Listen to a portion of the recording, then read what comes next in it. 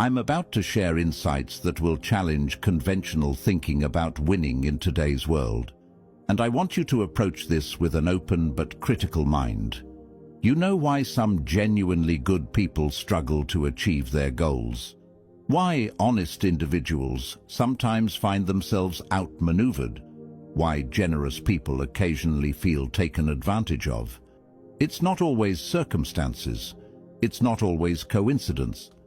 Sometimes it's because they haven't learned to balance their values with strategic intelligence. There's a complex social dynamic happening all around you every single day. And while many focus solely on idealistic approaches, others have learned to combine those values with practical wisdom, the kind that's rarely discussed openly in everyday conversation. What I'm about to explore has been understood by philosophers and leaders for 500 years. It's the wisdom that separates those who achieve their goals from those who settle for less. But here's the thing. Once you understand this perspective, it expands your awareness. Once you see how human psychology really works, you'll notice patterns everywhere. You'll understand the deeper dynamics behind every interaction, every relationship, every success story. So if you prefer simple approaches to complex human situations, this exploration might challenge you, because what comes next examines the nuanced areas that most people never consider.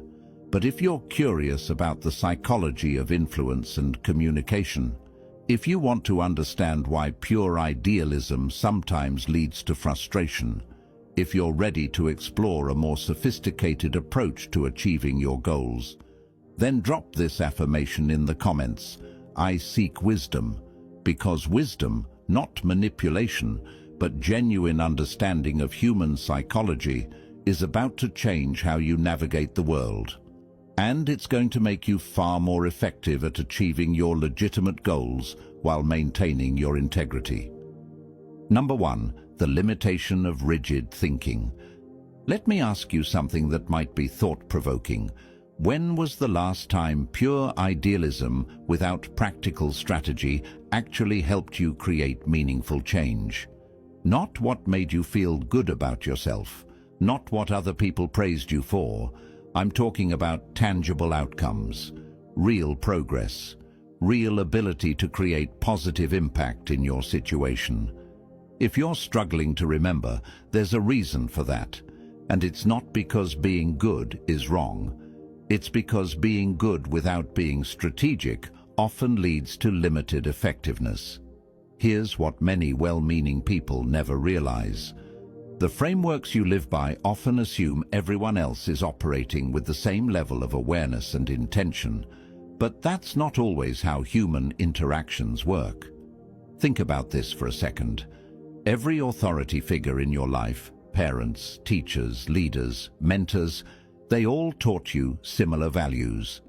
Be honest, be fair, wait your turn. Good things come to those who wait. But observe their actions carefully. When their own important goals are at stake, do they always stick to simple approaches? Or do they combine their values with sophisticated thinking about timing, psychology, and human nature? Here's an important insight. Many people teach idealistic standards while practicing more nuanced approaches themselves. They're not necessarily being inconsistent. They've simply learned that the real world requires both moral compass and strategic intelligence. The challenge is this: pure idealism without practical wisdom often leads to limited impact. You become predictable, and others who understand human psychology better may take advantage of your consistency. While you're focused solely on following rules, others combine principles with effectiveness. While you're concerned only about immediate fairness, they balance ethical behavior with results that actually create lasting positive change. Here's the key insight. Those moral principles you follow are valuable, but when applied without strategic thinking, they often don't achieve their intended purpose. You want evidence? Look at anyone who creates meaningful change in the world. Did they get there by being purely idealistic, without any strategic thinking? By never considering timing, psychology, or human nature? Of course not. They got there by being wise enough to know when pure idealism serves their mission and when it needs to be balanced with practical intelligence. Machiavelli once observed, "The promise given was a necessity of the past. The word broken is a necessity of the present." This doesn't mean being dishonest or breaking promises casually.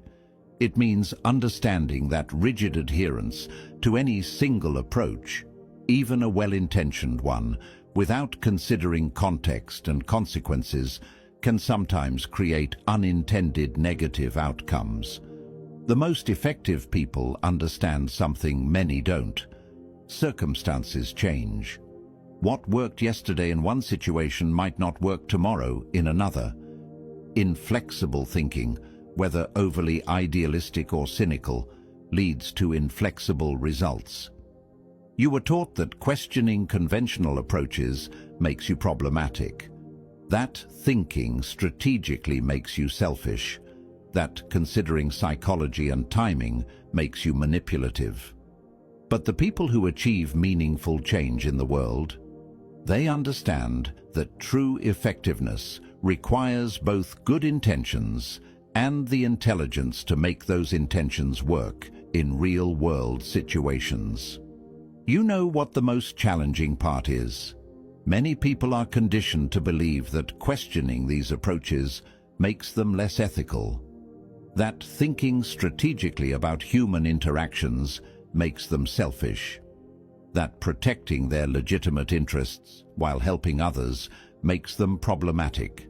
But the people who create real positive change, they don't limit themselves with such binary thinking when their important missions are at stake. Don't be someone who follows rigid approaches that often prevent you from achieving your legitimate goals, while others develop intelligent methods for creating positive change. The world has always required both good intentions and practical wisdom. The only question is, are you ready to develop both? Drop this affirmation in the comments. I choose wisdom. Number 2. The psychology of social expectations. Here's something that might challenge your assumptions about social dynamics.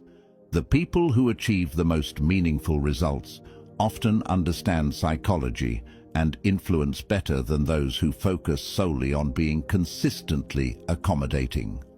Some people benefit when you're predictably accommodating while they combine kindness with strategic thinking.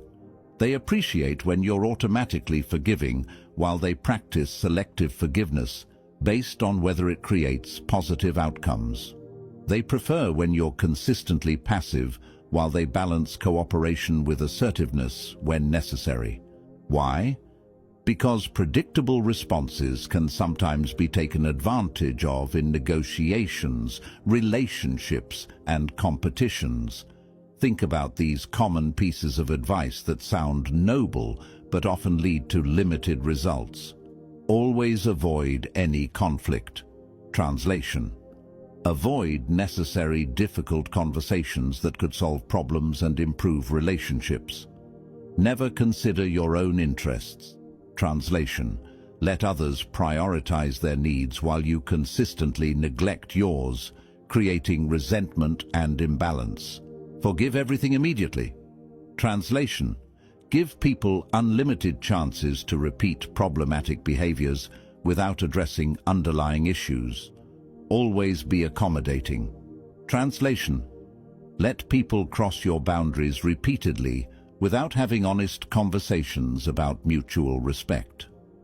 These aren't always wise approaches. They're often mindsets that benefit people who want you to remain predictable and non-challenging while they pursue their goals more intelligently. Let me paint you a picture that happens regularly. Someone consistently interrupts you in meetings. What does conventional thinking tell you to do? Stay quiet. Don't cause tension. Be polite. So you do. You remain silent while they dominate conversations that should include your input. And everyone thinks you're such a considerate person for not creating conflict. But what really happened? Your valuable contributions were silenced, and social conditioning convinced you this was appropriate. This pattern repeats in various forms. Someone takes credit for your ideas. You tell yourself, collaboration matters most. Someone consistently arrives late to commitments with you. You tell yourself, patience is a virtue. Someone repeatedly asks for favors without reciprocating. You tell yourself, giving is its own reward. Every single time you convince yourself you're being good. But really, you're training people that your time, ideas, and energy have no boundaries. Machiavelli once said, "Men are so simple and so much inclined to obey immediate needs that a deceiver will never lack victims for his deceptions." The deception is this.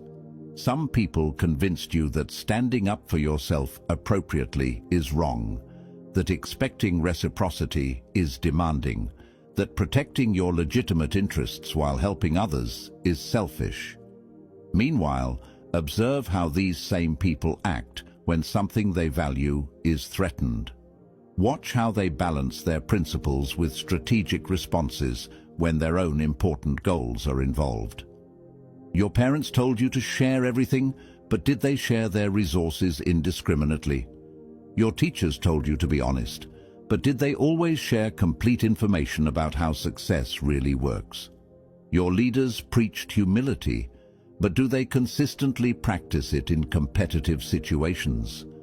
Often the answer reveals a pattern, different standards for different situations, depending on what serves their larger purposes. They taught you social expectations partly to create predictable, manageable interactions, while they reserved the right to be more sophisticated when their own important objectives were involved. Your consistent accommodation became their opportunity. Your automatic forgiveness became their permission to repeat behaviors. Your patience became their unlimited time to prioritize other things. Here's the part that should concern you.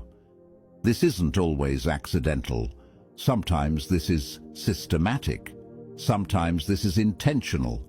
Some systems benefit from populations of people who won't challenge ineffective approaches, won't demand better treatment, won't question arrangements that serve some people better than others. And you? You may have been the perfect participant, the perfect example of someone who actually follows social expectations that others treat more flexibly. But awareness creates options, and when people become aware, they learn that the world operates by more complex principles than simple social expectations suggest. The question is, how long will you operate with incomplete information about how human psychology actually works? Drop this affirmation in the comments. I see clearly. Number 3, the psychology of presentation. Now I'm going to show you something that will completely change how you see successful people in any field. They understand something crucial about human psychology. People respond to presentation as much as substance. You think that effective leader got results by being exactly the same in every situation? You think that respected figure never had to adapt their communication style based on their audience? You think success comes from having only one way of interacting with people? Think again. The most effective people aren't rigidly consistent in their presentation. They're something far more sophisticated. They're intelligent communicators who understand that different situations require different approaches. This is the insight that separates highly effective people from everyone else. Effective people know that communication is contextual. Less effective people think communication should be identical regardless of circumstances. What they figured out that many haven't. Influence doesn't depend on your intentions alone. Influence depends on your ability to connect with people in ways they can understand and appreciate. Machiavelli once said, "Everyone sees what you appear to be. Few experience what you really are." This isn't about being inauthentic. This is about being intelligent. This is about understanding that the aspects of yourself you emphasize in one situation might not be the most effective aspects to emphasize in another situation. Let me give you examples that will make this crystal clear. You're at a family gathering where everyone's sharing personal experiences. Do you reveal your deepest struggles to appear vulnerable? Or do you share something meaningful but appropriate that builds connection while maintaining your emotional boundaries? The less strategic person overshares and may create awkwardness. The more strategic person builds genuine connection while maintaining appropriate boundaries. You're in a discussion with someone who has strong opinions about something you have expertise in. Do you overwhelm them with technical details to prove your knowledge? Or do you share insights in ways they can appreciate and apply? The less strategic person may create resistance. The more strategic person creates understanding and potentially gains a valuable connection. You discover that someone has been sharing inaccurate information about a project you're involved in. Do you correct them publicly because truth matters most? Or do you address the situation privately in a way that preserves relationships while ensuring accurate information gets communicated? The less strategic person may create unnecessary conflict. The more strategic person solves the actual problem while preserving working relationships. See the difference? It's not about deception or manipulation. It's about understanding that intelligence means adapting your communication style to create the best outcomes for everyone involved, including yourself. The people criticizing others for not being exactly the same in every situation. They may be limiting their own effectiveness. Their criticism often comes from not understanding how sophisticated communication actually works. You know what's really authentic? Being intelligent enough to communicate effectively so you can help the people you care about. Being strategic enough to build influence so you can make the positive changes you want to see. Moral consistency from a position of limited influence helps fewer people. Strategic effectiveness from a position of earned influence creates greater positive impact. The crowd may judge adaptability, but they often only see the surface.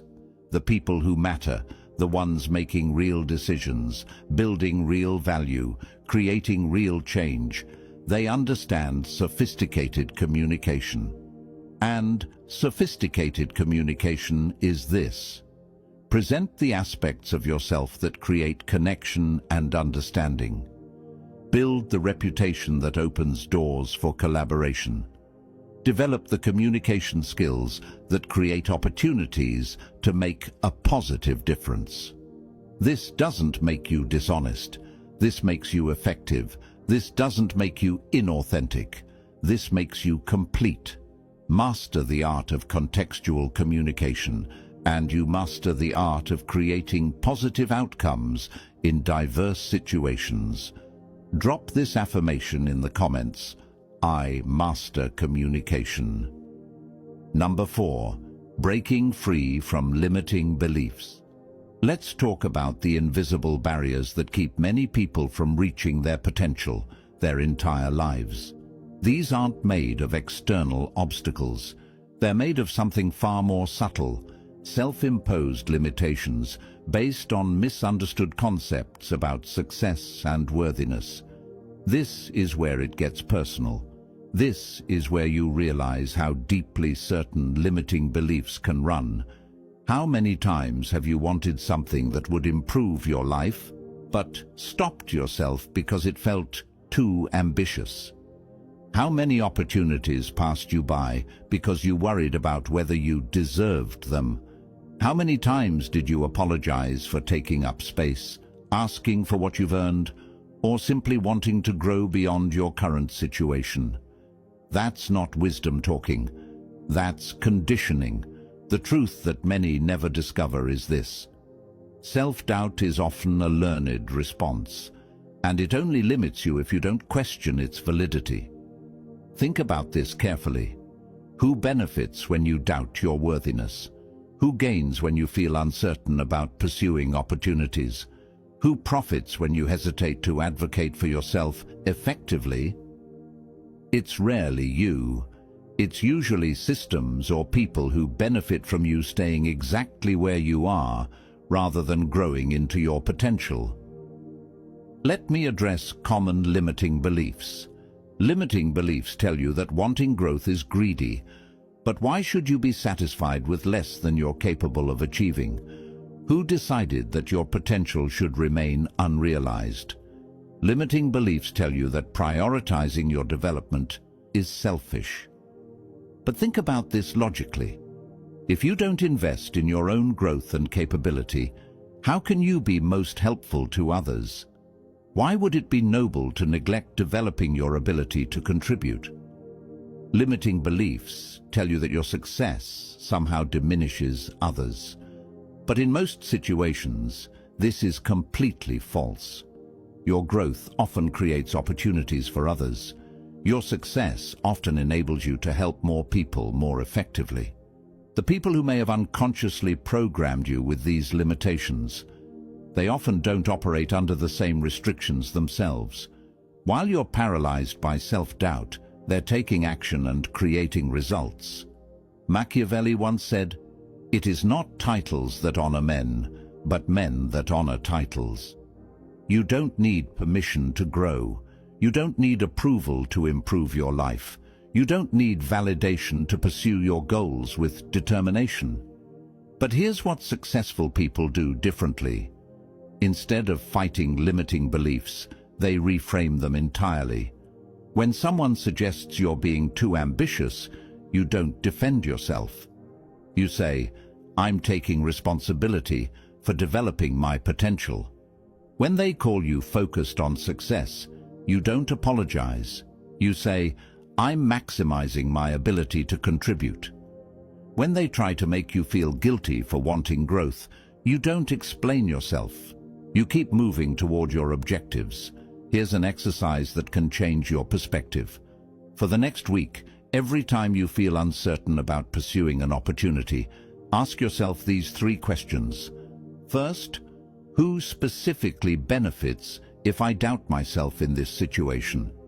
Second, is this hesitation actually protecting someone or just limiting my potential?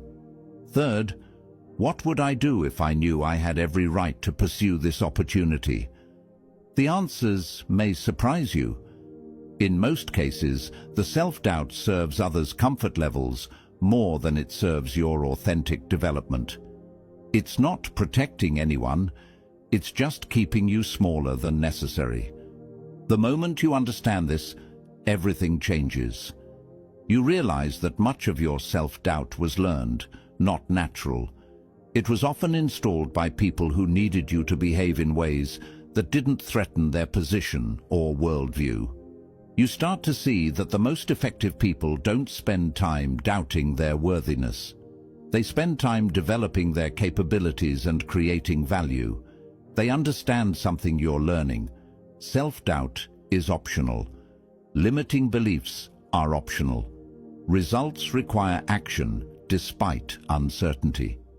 The people trying to make you feel guilty for pursuing growth, they may be struggling with their own limitations. The people criticizing you for wanting success, they may not understand how success actually works. Your job is not to make everyone comfortable with your development. Your job is to grow into your potential despite others' discomfort with change. Drop this affirmation in the comments: I choose growth. Number 5. The framework of strategic ethics. Here's where everything you've learned comes together into a system that actually works in complex real-world situations.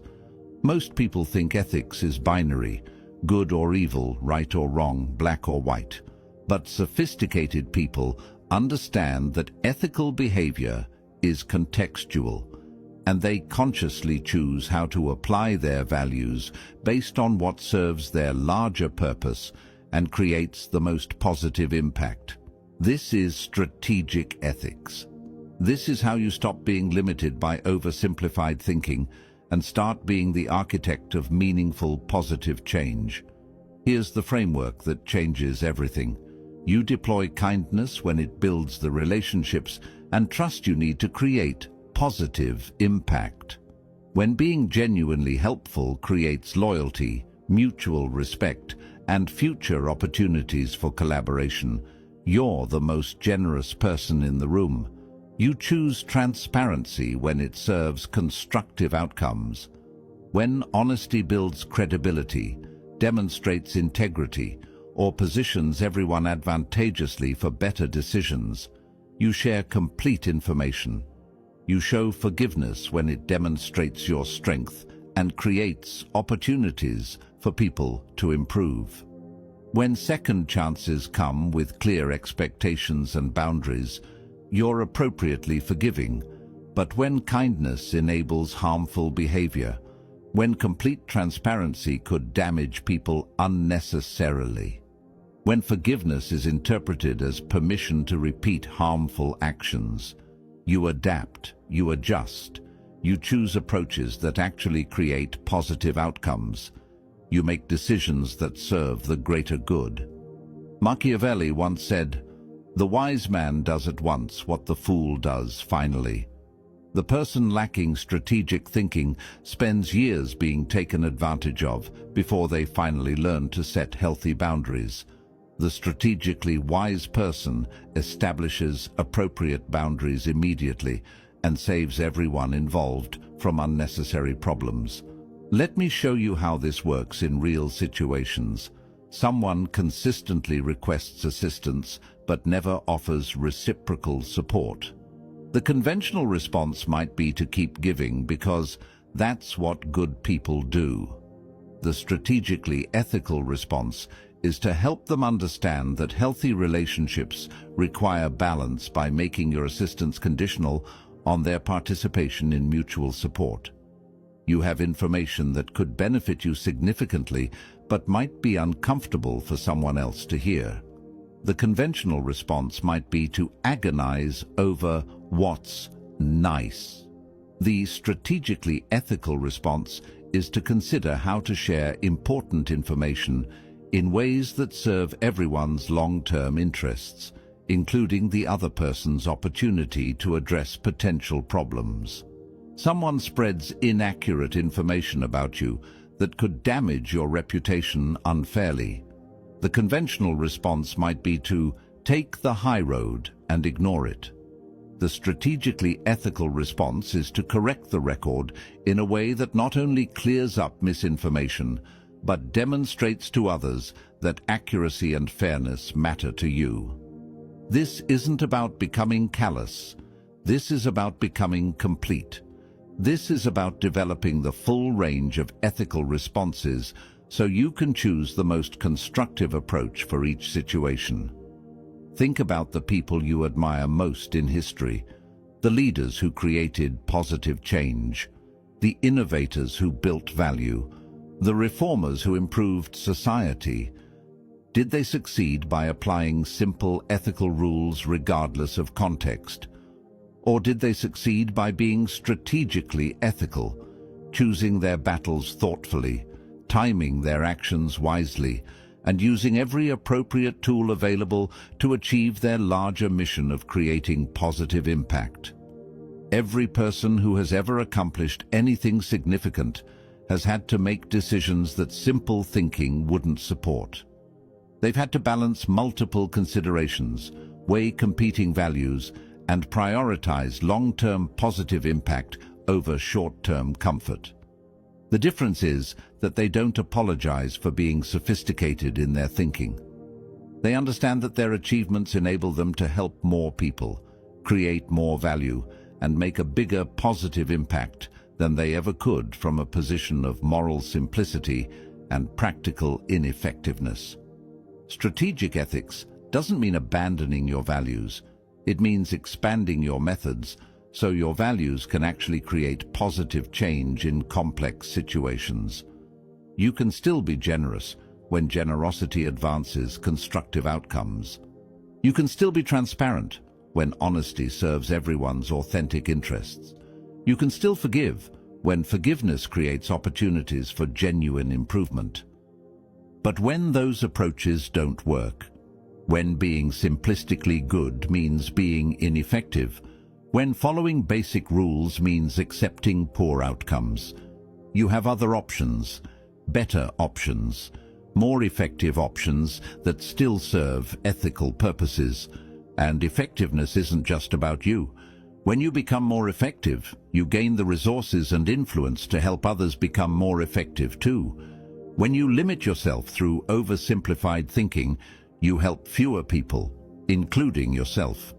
The world needs more people who can be both ethical and effective, both principled and practical, both value-driven and strategically intelligent.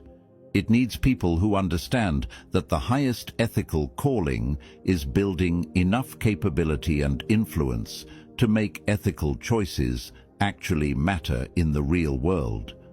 Drop this affirmation in the comments. I create positive impact. Number 6. The choice before you. We've reached the moment where everything changes, where you choose between limited thinking and sophisticated understanding.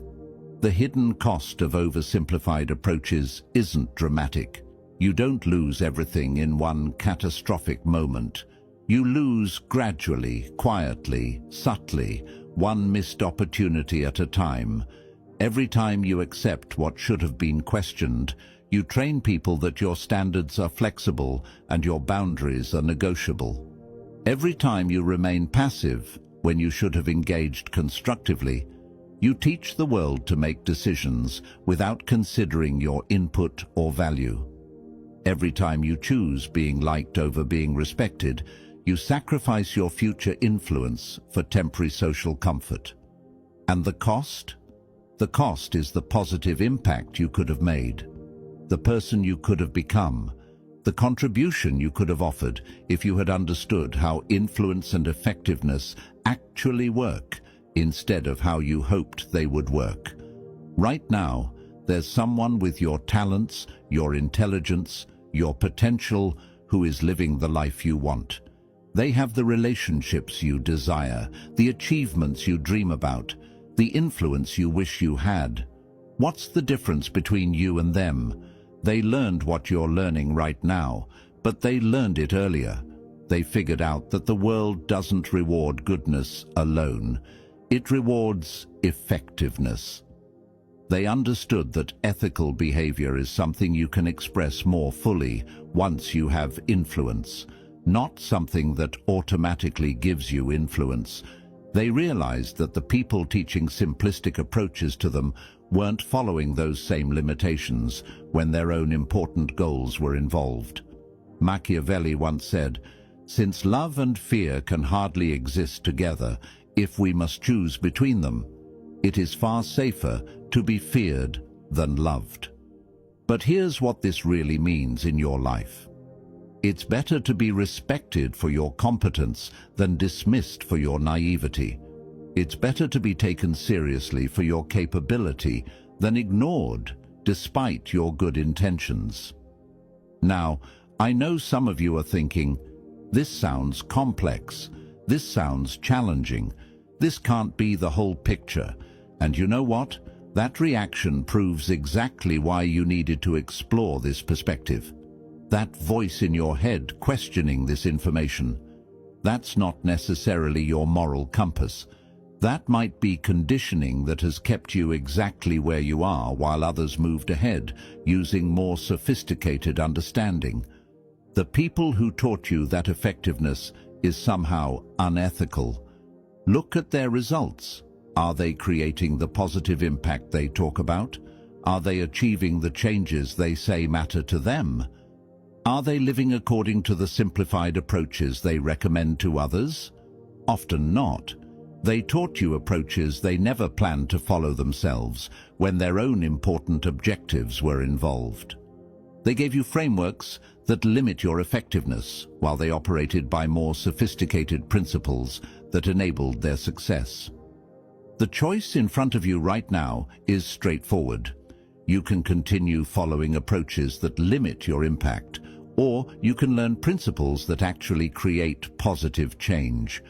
You can keep being the person who means well but achieves less, or you can become the person who means well and achieves more.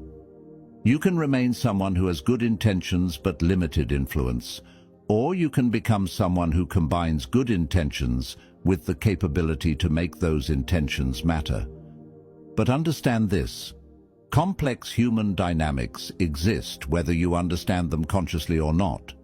The only question is whether you're going to learn how influence actually works, or continue operating with incomplete information about human psychology. History doesn't remember people who were morally pure. It remembers people who were strategically effective. It doesn't celebrate those who followed every rule. It celebrates those who changed the world. And changing the world, whether your world or the bigger world, requires understanding how power actually works, not how you wish it worked. This isn't about becoming manipulative. This is about becoming complete. Someone who can be ethical when ethics create positive outcomes, and strategic when strategy serves ethical purposes. Someone who has enough influence and capability to make their ethical choices actually create meaningful positive change, instead of just making themselves feel better while accomplishing less. If this exploration has expanded your thinking about how influence and effectiveness actually work, hit that like button. Share this with someone who's been limiting their impact by using oversimplified approaches, while others create meaningful change through more sophisticated understanding. And subscribe, because this is just the beginning of exploring how human psychology actually works, instead of how we might hope it works. Most importantly, drop this final affirmation in the comments: I choose power. Because that's what you become when you stop limiting yourself with approaches that don't serve your goals and start creating your own strategic code for winning. Remember, the real world belongs to those who understand its real rules. Victory belongs to those who stop apologizing for wanting it. Power belongs to those who are intelligent enough to acquire it and wise enough to use it well. You now know what many people never explore. The question is, what are you going to do with this understanding? Welcome to sophisticated thinking about creating positive change.